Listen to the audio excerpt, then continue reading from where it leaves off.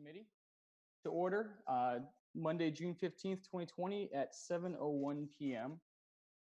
As chairman of the Pennichuck Special Water Committee, I find that due to the state of emergency declared by the governor as a result of the COVID-19 pandemic and in accordance with the governor's emergency order number 12 pursuant to Executive Order 2020-04, this public body is authorized to meet electronically.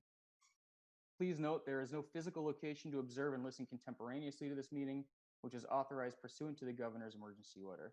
However, in accordance with the emergency order, I'm confirming that we are utilizing Zoom through the city's IT department for this electronic meeting. All members of the Pennichuck Special Water Committee have the ability to communicate contemporaneously during this meeting through this platform, and the public has access to contemporaneously listen in to this meeting through dialing the following number: 1-978-990-5298 and using the password 273974. The public may also view this meeting on Comcast Channel 16. We previously gave notice to the public of necessary information for accessing the meeting through public postings. Instructions have also been provided on the City of Nashua's website at www.nashuanewhampshire.gov and publicly noticed at City Hall and Public Health Department. If anybody has a problem accessing the meeting via phone or Channel 16, please call 603-821-2049 and they will help you connect. In the event the public is unable to access the meeting via the methods mentioned above, the meeting will be adjourned and rescheduled. Please note that all votes are taken during this meeting shall be done by roll call vote. Let's start the meeting by taking a roll of attendance. Secretary O'Brien. Yes. Alderman O'Brien is present. I can hear the proceedings, and I am alone. Alderman at Large, Laurie Wilshire. I'm here. I can hear you. I'm home alone, and I'm social distancing. Alderman Richard Dow. Yes, I can hear the proceedings. I'm home alone, practicing social distancing in accordance with the governor's orders. Thank you. Alderman Skip Cleaver. I'm here and I'm alone. I can hear everybody and I'm social distancing. And our chairman, Alderman at Large Brandon Laws. I am also here. I can hear you, and I am social distancing.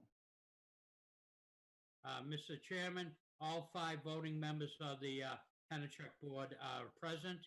Also in attendance, Larry Goodhue, CEO of Pennichuck Corporation, Thomas J. Leonard, Director of Pennichuck Corporation, and hopefully very shortly we'll have Don Ware, COO of Pennichuck Corporation. Thank you, Alderman O'Brien. One other member from Pennichuck is also in attendance, Alderman O'Brien, and that is George Torres, our corporate controller. Okay, thank you. Thank you. Communications. Mr. Chairman, there are none. Unfinished business. Whoop, excuse me. Mr. Chairman, I just want to say that I was here also. Alderman Clee. Oh, I'm sorry. Yes, Alderman Clay. Sorry, Excuse Alderman me. Clay. Any other alderman that I did not call? Seeing none. Thank you, Alderman Clay. Communications, Mr. Chairman, there are none. Unfinished business. There is none. New business resolutions. Before us this evening is R-20-039, authorizing Pennichuck Corporation and Pennichuck Waterworks, Inc. to issue taxable bonds up to $75,000. Mr. Chairman, I'd like to make a motion to recommend final passage. 75 million, by the way. 75 million. Excuse me, I forgot a zero. Thank you, Larry. Thank you, Alderman O'Brien. At this point, I'd ask Mr. Goodhue if you'd like to just give us a 30,000-foot explanation of what's going on here. Absolutely. So this is it's a financing and a refinancing. It's mostly a refinancing. So when the city acquired the corporation in January 2012, most of the debt external for PWW, for Pennichuck Waterworks, was, I'm going to call it bullet maturity debt or interest-only debt. All of our bonds at that time were interest only with bullet maturities in the future. And there was also a note payable to American United Life Insurance, which was taken out in 1996, at that time for $8 million at 7.4% for 25 years. It had an annual sinking fund payment of $400,000 a year. And so if you did the math from 1996 at $400,000 a year principal being repaid, when it came due, or is scheduled to come due on March 1st of next year, 2021, there was still $2.4 million as a cliff or a bullet due at that point in time. So it needs to be refinanced on or before March 1st. That note, however, had what is called a make whole provision in it that was quite onerous. We had actually looked at refinancing it almost 2 years ago when we had refinanced a bunch of the other external bonded debt that had bullet maturities that we successfully refinanced in 2014 and 2015. But the make whole cost was like $1 million. It was very onerous. Well, now as we're getting closer to March 1st of next year, that number skinnies up because the make whole is based on time to maturity and a differential of putting money on deposit to satisfy that debt. The make whole, if we refinance that on or around September 1st, is under $75,000. That's a big difference from $1 million or $1 million plus. So number one, we wanted to find a way to refinance that on or before maturity. That $2.4 million is too small of an amount for us to go out and bond on its own. The bond markets won't accept us going to the markets, especially for taxable bonds, because it can't be refinanced with tax-exempt bonds on its own. It's way too small. Additionally, we're in the middle of a rate case for PWW. The city is actually an intervener in the case, so Attorney Bolton has been in attendance at many of the meetings, and he's aware of some of the nuances of the rate case. And one of the nuances there is that we're seeking authority through the PUC to get a factor included in our revenue factor, allowed revenues, called the material operating expense factor. What is that all about? When the city purchased the company in January of 2012, an extra $5 million was bonded by the city in order to fund a rate stabilization fund to ensure that there was a cash backstop to pay external debt, but most importantly, to repay the city for the note payable to the city of $120 million for 30 years. Those rate stabilization funds are there to backstop rates. However, as a regulated utility, there's an element called regulatory lag that occurs. Our rates get established based on a test year, and then as expenses increase in those years after the test year, it erodes our ability to fully cover expenses. That's why we promulgate a rate case. One of the things that's happened in the last 3 years promulgating this rate case is we had a drought year, then we had a number of very wet years, we had operating expenses. Long story short, we need this factor to be put in place to maintain our rate stabilization funds going forward, and we're hopeful that's going to come about. But also, we wanted to look at a one-time opportunity to permanently and completely refill the rate stabilization funds in preparation for that factor to keep them fully funded. So how could we do that? In working with our bond underwriters, they proposed that we look at some of our bond issuances that we issued in 2014 and 2015 to refinance those at this time at a lower interest rate and for an extended period of time. So we had some bonds that we issued in 2014 for a 30-year period of time, and some that we issued in 2015 for a 30-year period of time. And that's 30 years in the totality. You know, there's been some payoff on those because they're fully amortizing. And so what we're looking to do is, in essence, it's up to 75 million. It's probably going to be closer to 72 million, but we're asking for authority up to 75 million. Is how the bond markets work. Is you offer to sell bonds, there's others that offer to purchase them, and whether they get issued at what is called par, or they get issued at a premium, or they get issued at a discount, is all depending on who's willing to come up and buy your bonds and how they want that deal to be structured. So we wanted to make sure we had enough authority to facilitate the cash needed to complete the deal if they had to be issued at a premium or a discount relative to the needs. What we're looking to do is to refinance our 2014 Series A bonds, our 2015 Series A bonds, our 2015 Series B bonds, refinance the amount due on the AULI debt that's coming due on March 1st, and bring in $5.5 million to permanently and completely refill the rate stabilization funds and pay back the line of credit that was used to support those funds since the last rate case. So of the up to 75 million, as is put into the letter, almost $59 million of it is really refinancing.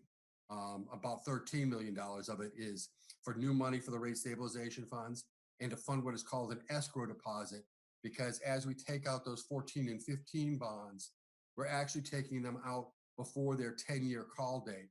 So by federal statute, we have to put an escrow deposit in place in order to advance refund those bonds. So this is really something that is being done to take care of something that is imminent, happening on March 1st, to take care of an immediate need for the rate stabilization funds to the benefit of our ratepayers, to make sure that we've got that backstop in place, and to take advantage by aggregating these all together, going to the market with $70 million worth of bonds and the taxable bonds. We can get a lot of interest from the bond markets. $2 million, you get no interest. $70 million, you do. And at the end of the day, it is very, very hopeful that Standard & Poor's is going to increase our credit rating as a result of this overall transaction.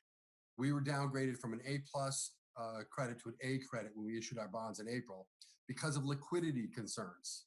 This is going to take care of those liquidity concerns. And they had a little sense this was coming, and there's a good sense it's going to bring our rating back up to that A+. I don't know if it can go higher than that. We'd see, but an A+, any movement in that credit rating is worth about 35 basis points in the interest rates. That's a lot of money over 30 years for our ratepayers to have to pay for. So this overall is being done for current needs, but also for future financial planning for the corporation and its ratepayers. Thank you, Mr. Goodhue. It's a wonderful explanation. Do we have any questions from any members of the committee? I'm not seeing any. Alderman O'Brien, would you mind calling a roll? Excuse me, Mr. Chairman, just a little bit of clerk duties first. We were joined and we welcome Don Ware, COO of Pennichuck at 7:10. Thank you. And I will call the roll. Thank you. Alderman Cleaver, Yes. Alderman Dowd, Yes. Alderman Wilshire, Yes. Alderman O'Brien votes yes. Alderman Laws. Yes. Mr. Chairman, it's 5 yeas, 0 nays. Thank you.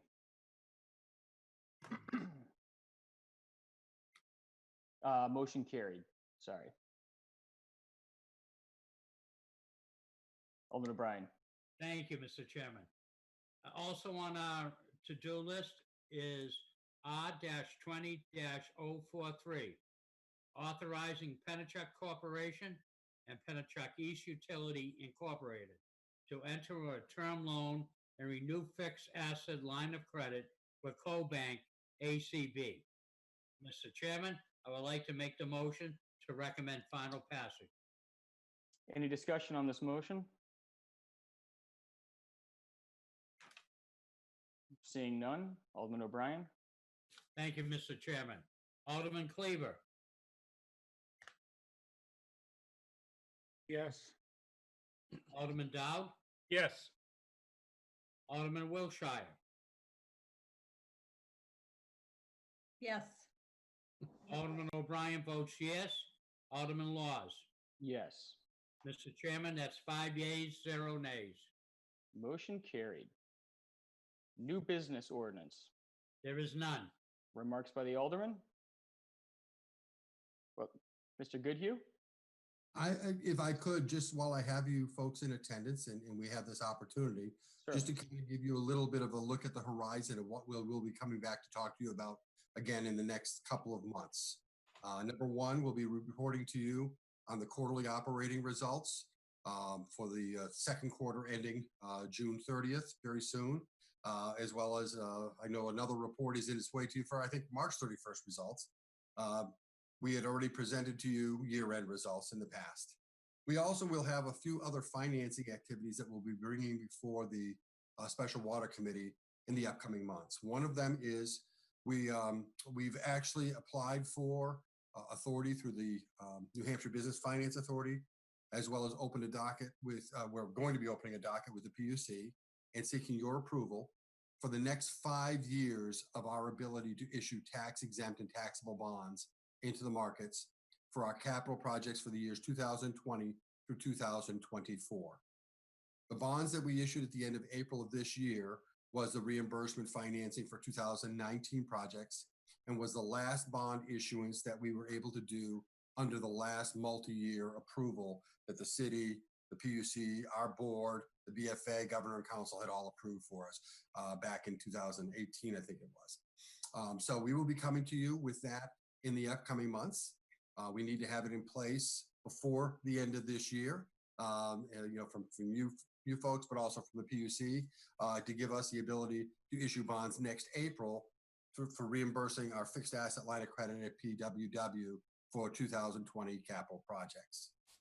The other thing that will be coming your way, as we just did a vote for the renewal of the fixed asset line of credit for PEU with CoBank, we have a $10 million fixed asset line of credit that may actually be increasing to $12 million for PWW for annual capital projects at PWW.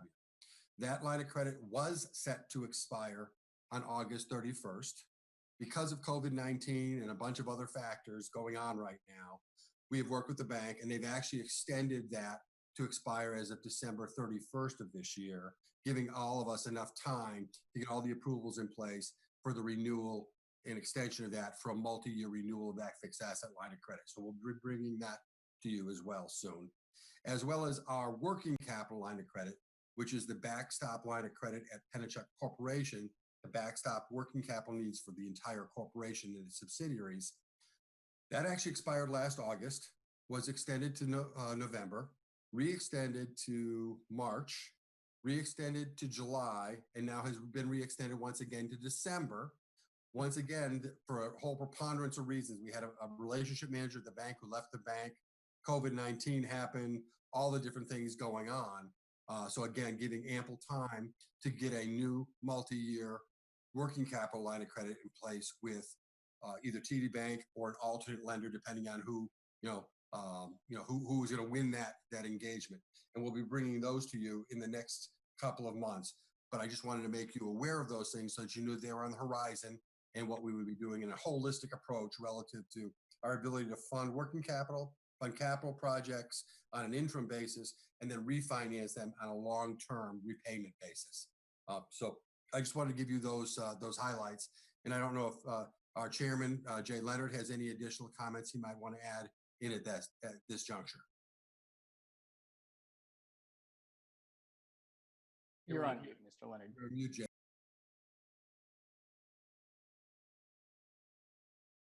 Jay, you're on mute. How's that? I got to press this button, right? Thank you. I appreciate your patience on that, Mr. Chairman. Thank you for the summary there, Larry. And I think that pretty much, that sets it out pretty good. I think the only thing, I know we have some new members of the committee. I always like to take a step backward in case you haven't heard of our kind of general financing plan, but generally the way we do it is we have what we call the fixed asset line of credit, which is the way we pay for capital improvements during the course of a year. And then each year in the spring, we repay that from bonded money. And we do our bonding on 5-year plans, so that when we do a spring bond, it covers 5 years of capital expenses. And then each spring we pay the previous year's paylock off. So that's kind of the system for capital expenditures. I know some of you are familiar with that, some may not be. And of course, what Larry has just explained is how that will work going forward. And as I'm sure you all know by now, we are totally funded by debt, unlike probably any other company that you're aware of or that I know of.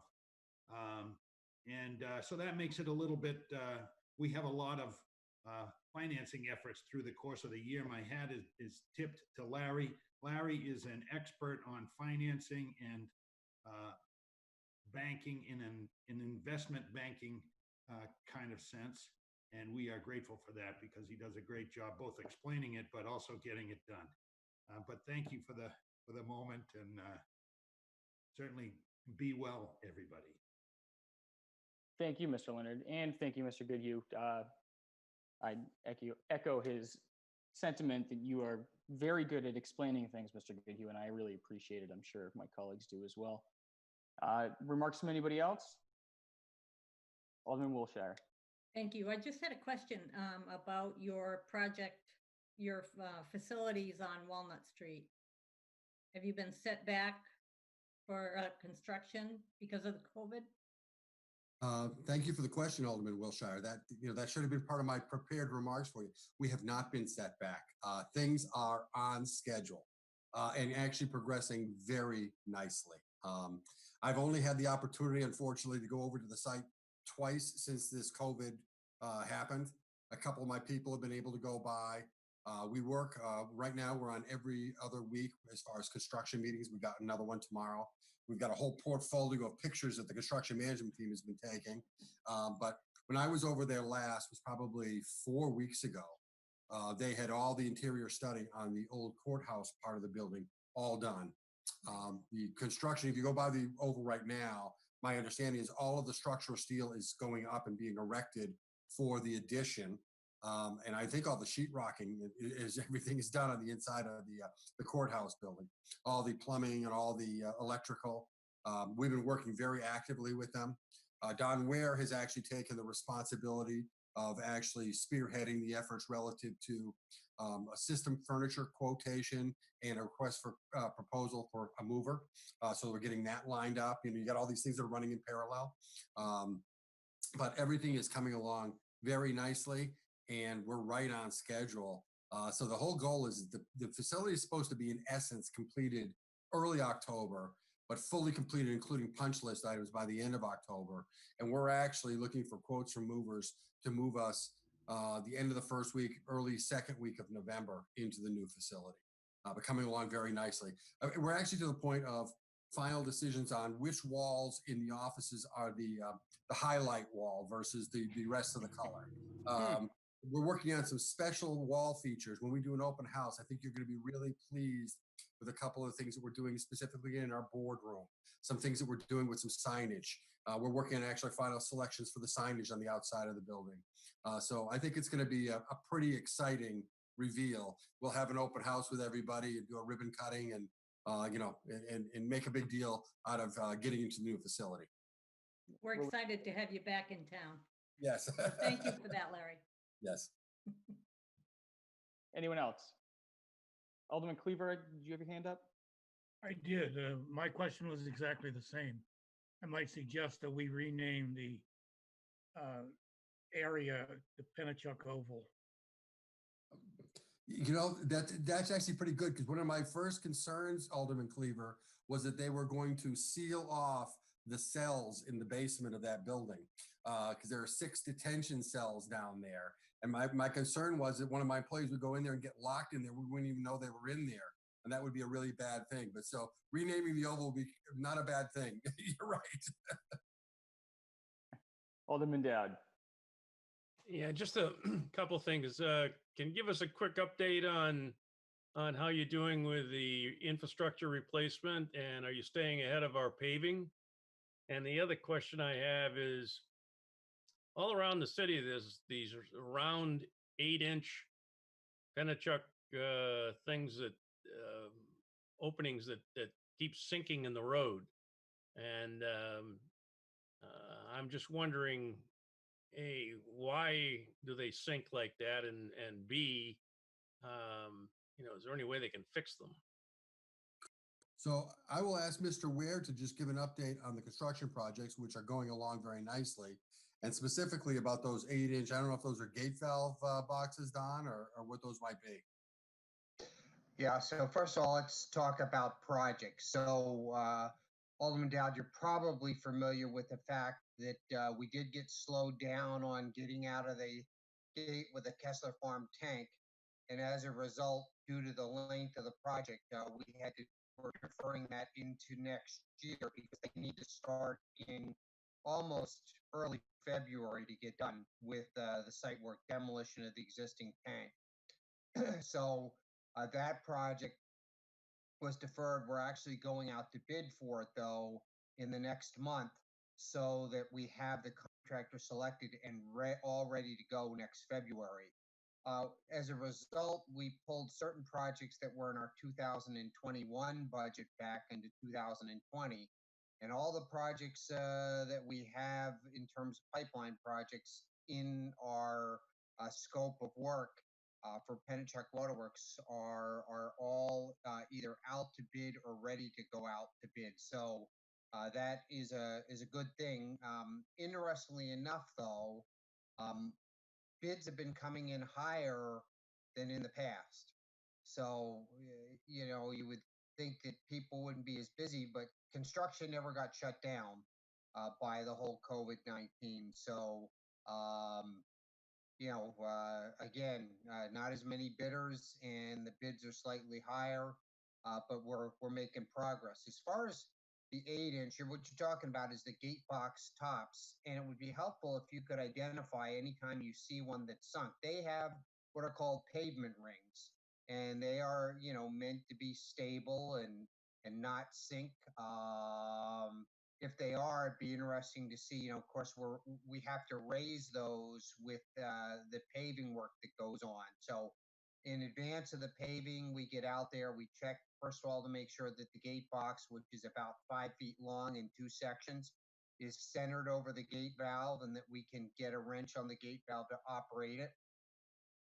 If everything is good, then we go ahead, and first thing we have to do is drop the gate box. Typically, if they're going to mill the street, because they can't, mill through or over the gate box. So we drop it down, they mill it, then we raise it back up, and they level the pavement. So again, they're designed, they have a ring on it that's meant to make the top of the gate box, which is 26 inches long, move with the pavement during the winter when there's frost, to move with the frost as the soils heave and whatnot. So if you see any, please give us the location, and we'll see what needs to be done. If there are new streets, I guess that we would want to see how that's working. We have been, in order to stay up with the work, we've been partnering with one of the city's pavers who's actually adjusting the gates for us. Obviously,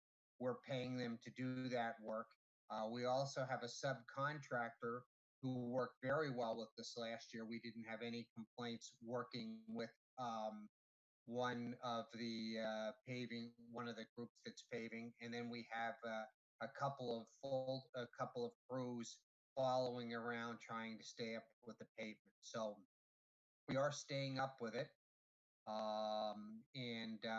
Like I said, if you have specific locations where gate boxes have gone down, please let us know so we can see what's going on, because they shouldn't. Okay. I see one out, and I know where there's a couple. I'll take a picture and send it to you.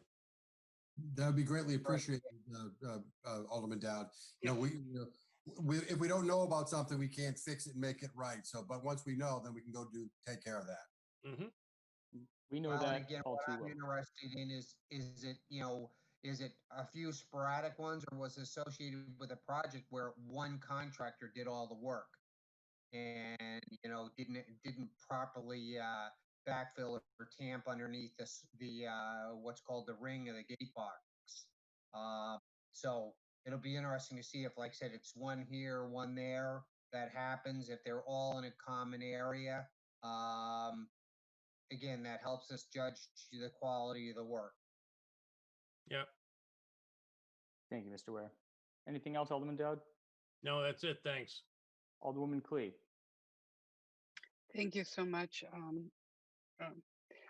Chairman, Chairman Laws.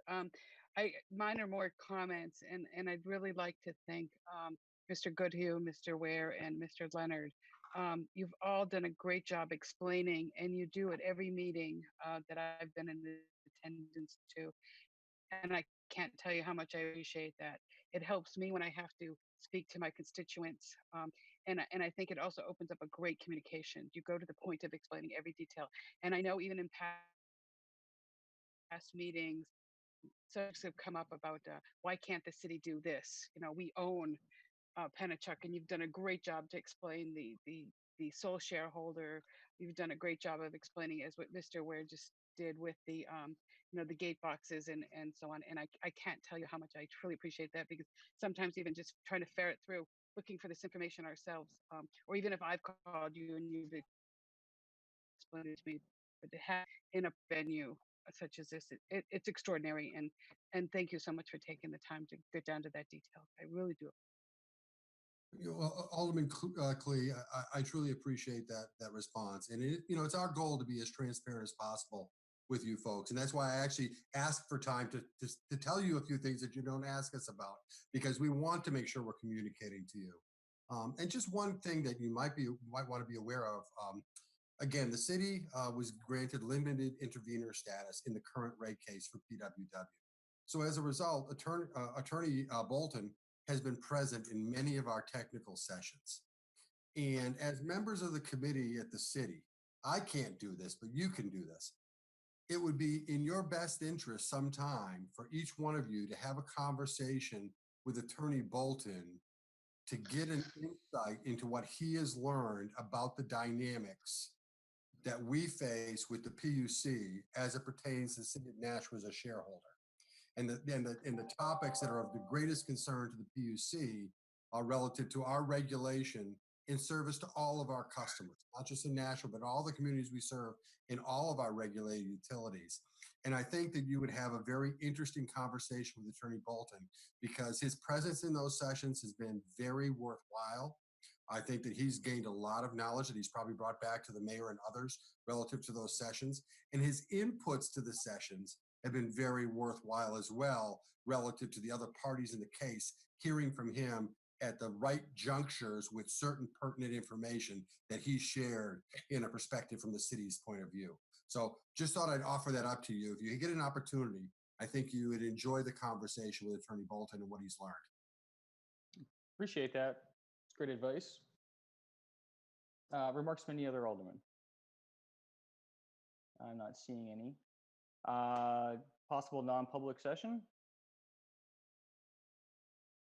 None. Before we adjourn, I'd just like to thank you again. You gentlemen make it much easier for us to do our jobs by being so thorough and giving us such comprehensive explanations of things, not only that have happened and are happening, but also things that are yet to come. And I'm sure we all appreciate it. Alderman O'Brien. Thank you, Mr. Chairman. I would like to make a motion to adjourn by roll call. The clerk, please call the roll. Thank you, Mr. Chairman. Alderman Cleaver, Yes. Alderman Dowd, Yes. Alderman Wilshire, Yes. Alderman O'Brien votes yes. Alderman Laws. Yes. Mr. Chairman, is 5 yeas, 0 nays. All right. This meeting is adjourned at 7:34 p.m. Thank you, very everyone. much, everyone. Have a great evening. Everyone stay safe. Bye-bye.